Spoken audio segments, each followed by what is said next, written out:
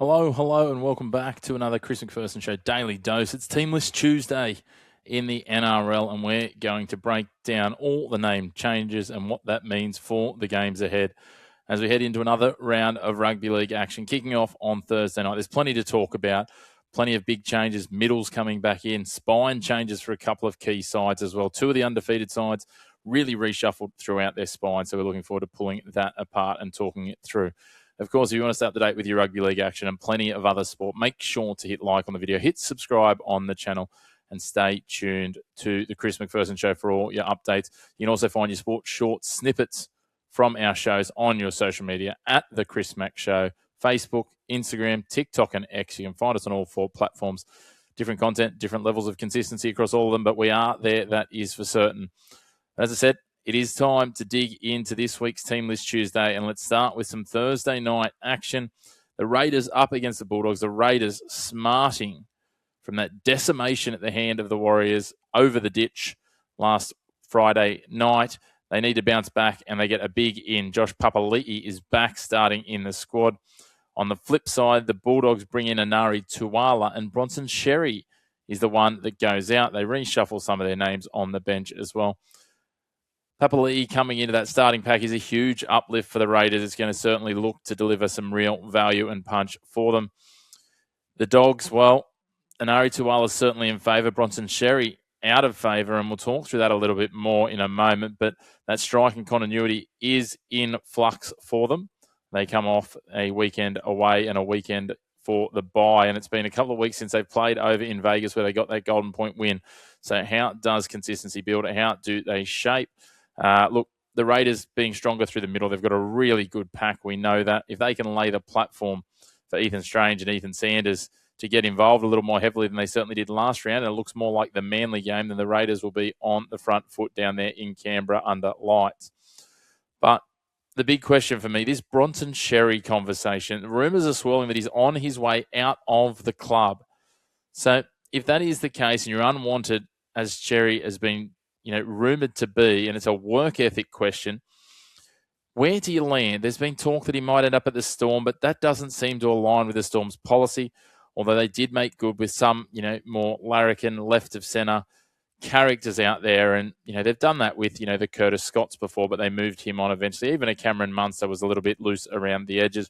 Brandon Smith similarly, but he ran his course. James Maloney did the same down there. So Craig Bellamy hasn't exactly shown patience with these characters if they can't show results. And I wonder for Bronson Xerri with his checkered past, whether that is the case. On the flip side, what does it mean for the Bulldogs?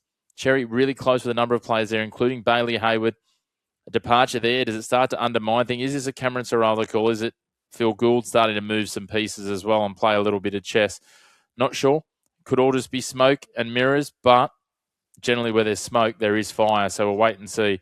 But I can't see many clubs jumping out of their way to go and throw some money at Bronson Xerri to add him to their squad at this point. But we'll see whether this fractures or galvanises the Bulldogs group as they head into this big clash with the Raiders on Thursday night. We then move to the Friday night matchups, and we've got the Roosters up against the Panthers. The Roosters welcome in Reece Robson at 9. It's certainly going to be a big uplift. No disrespect to Ben Aiolu, but Robson, State of Origin 9, defensive, organised, structural and smart. It's a big clash and a big meet-up for these two sides. For the Panthers, Liam Martin will return. Tago and Lussick join the bench. The Roosters' spine, though, it's looking serious now. James Tedesco, Sam Walker, Daly Cherry-Evans and Reece Robson, all representative or future representative projection players. The Panthers, they've got that edge brutality. They've got that experience. The Panthers are still the kings of the system, but this is a danger game for them. The Roosters will be eyeing this one off. It's going to be the Roosters' spine up against the Panthers' system, discipline and execution. This one's certainly going to be well worth the price of admission on Friday night. We then head into the Storm and the Broncos, and this one's an interesting one for mine. The Storm, some heavy bench shuffles. They've restructured that side. But for the Broncos, they've wielded the axe. Michael Maguire after their loss to the Eels. They've had a horrific start to the season, 2 losses in the NRL, the World Club Challenge as well. And interestingly, because of who they're playing in Melbourne, the one move that I did catch is Grant Anderson coming in. Dane Mariner goes to the centres. Gemat Shibasaki dropped back to the bench. And Grant Anderson, the former Melbourne Storm utility back, drops into the side. The Broncos do look a little more stable defensively. The Storm bench, well, can they find some rhythm? They haven't exactly been at their best as of yet. We'll wait and see. I think the Storm have probably got a slight edge here at home.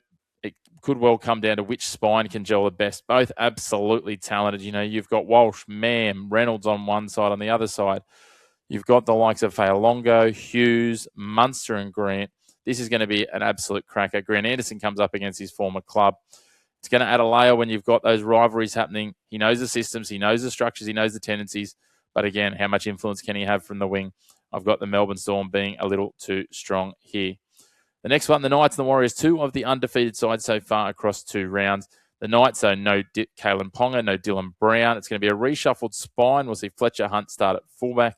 Fletcher Sharp comes back from that injury he suffered in Vegas and will start at 6. Sandon Smith at 7 and Crossland at 9. For the Warriors, they will debut youngster Luke Hanson at 6, and Tane Topaki will go to fullback with Chanel Harris-Tavita and Shans Nickel-Cook start out of the action. Both teams a little makeshift through those spines, but the Knights will lean on the outside backs to be the meter eaters and bolster that pack. But we saw what happened last week when the Warriors pack got rolling forward, just absolutely monstered Canberra. The Knights at home should be strong, but again, what can they do here? They're starting to get challenged through their depth. It'll be about who can handle the chaos and the restructured spine best out of these two. Really excited to have a look at Luke Hanson. He earns his shot after dominant New South Wales Cup form. He was a key cog last week when they decimated the Raiders in New South Wales Cup. Noticeably, Jet Cleary named on the extended bench as well. Will we see him? Watch the late mail. I don't think he'll be called in at this point. I think Hanson will be preferred in the 6. And then, of course, Murata Niokore named in jersey 17 for the Warriors. And there's so many rumours at the moment floating around that he is imminently going to sign with the Knights. So is this a potential audition in plain sight? Only time will tell. But Knights fans, take a look at the man who you may well soon see in red and blue.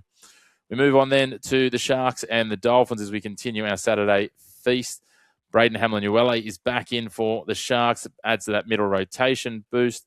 For the Dolphins, no real changes from that win over the Titans. The Shark pack looks deep and consistent. They had a bit of a bobble last week, but they showed against weaker sides that they can be strong. The Dolphins will still be dangerous, but they're not structurally changed. I think the Sharks at home should control this one. Nico Hines is to structure the tempo in his favour. Looking forward to seeing Isaiah Katoa. Can he work some magic, or will it be all Hines controlling things? We then move on to the Rabbits up against the Tigers. And this one's a really interesting one for me. One of the ones I'm really looking forward to. Jamie Humphries comes in at 7 for the Rabbitohs. We have Gerald Skelton coming in to replace May in the centres, which will be interesting. South, still plenty of stacked talent, but slightly less settled with Humphries at 7. The Tigers do lose a bit of strike with May departing from the centres. I'm going to lean to South here, although I was really impressed with what the Tigers put up, but it was admittedly against a disappointing Cowboys side at Leichhardt. Looking for what Latrell and Cody Walker can do here, but the mental battle, Cody Walker and Jerome Luai. Cody Walker clearly got players under his skin last week, I think it's fair to say, and that rattled him. He got rattled, he gave away a penalty, he cost them a try, and that gave them momentum to the Roosters to run away with it. Will Luai and the Tigers be smart enough to poke that bear? We know that Luai loves to niggle, and will Cody control himself? It'll be interesting to see what Wayne has to say to him during the week and whether that can be controlled, and how the Rabbitohs come back from the emotional high that they then crashed to a loss from of the Alex Johnson record. We'll wait and see how that all shapes up, but certainly also pretty interesting. The penultimate game of the weekend, the Eels and the Dragons. Jermaine Hopgood is back in for the Eels. That's a big plus for them. Williams goes to lock. Jack DeBellin back to the bench. For the Dragons, the biggest plus, they've got Little onto the bench. So Jacob Little will be a huge boost. Blake Laurie's also onto that bench. But for me, that Eels pack with Hopgood up front is now much more balanced and mobile. Dragons are gritty, but I just don't see where the punch comes from. I have too many questions about their outside back and their spine. Eels control through Moses and Pezzett should be good enough here to get it done and lay the forward platform. The Dragons, they need to find a way to slow that halves run and then really control the forward pack arm wrestle as well. Last but not least, we head on to the Cowboys and the Titans, and this is a huge clash. The Cowboys do welcome in a big addition in Reuben Cotter. The Titans, they're steady. They managed to bounce back and look a little better against the Dolphins on the weekend, but we'll wait and see what they can execute here. The Cowboys, they regain their identity through the middle with Cotter coming back in. They're back at home, the Cows, after a very disappointing trip to Leichhardt last weekend. It's going to come down to who can dominate the middle. Both these packs on paper are very talented, but neither of them are really playing like it just at the moment. So whoever can get the upper hand there will go a long way towards dominating this. For the Titans, they do welcome Jaden Campbell back onto their bench, which is a big wild card thrown in there. For me, Todd Payten is the most under-pressure coach in the NRL at the moment. I think he's only got a matter of weeks to get things turned around and performing. If he doesn't, he'll have his head served on a platter as the first sack coach in the NRL. He's in front of his Queensland counterpart, Michael Maguire, at the moment, not by a huge amount, as the Queensland press and the drums beating will tell you about Maguire, but Payten certainly in the box seat to be the first coach punted, and a loss to the Titans would just absolutely accelerate that plan for the Cowboys board and executive, I would think. This feels like a must-win at home. Another poor performance, and as I said, that noise is going to get louder and louder and louder around Todd Payten. He's got a team on paper that should be winning, and it's effort areas at the moment that are not executing for them. Ruben Cotter, can he turn that around? He's only one man, but again, this side is absolutely stacked, so can't wait to see what it comes back to. Keep an eye on these off-field noises bleeding into the performances, whether it's the pressure on Todd Payten, Bronson Xerri on the move, or any of the other noisy pieces that are happening. We've got big games for the Raiders, Cowboys, and Broncos. For mine, they're the three most under-pressure sides after their performances last week. And those spine reshuffles, especially the Knights and the Warriors, it'll be interesting as they go head-to-head. One of them will remain undefeated after this round. One will suffer the loss for the first time. Will it be the Knights at home? Will it be the Wars on the road? Only time will tell. We will wait and see how it all washes up, and we will talk to you again next week as we unpack all of the takeaways and team lists from Team List Tuesday again in 7 more days' time. In the meantime, make sure to hit like on the video, hit subscribe on the channel to stay up to date across your sporting landscape, and we'll catch you around on our social media channels at The Chris Mack Show on your favourite social media platforms very, very soon.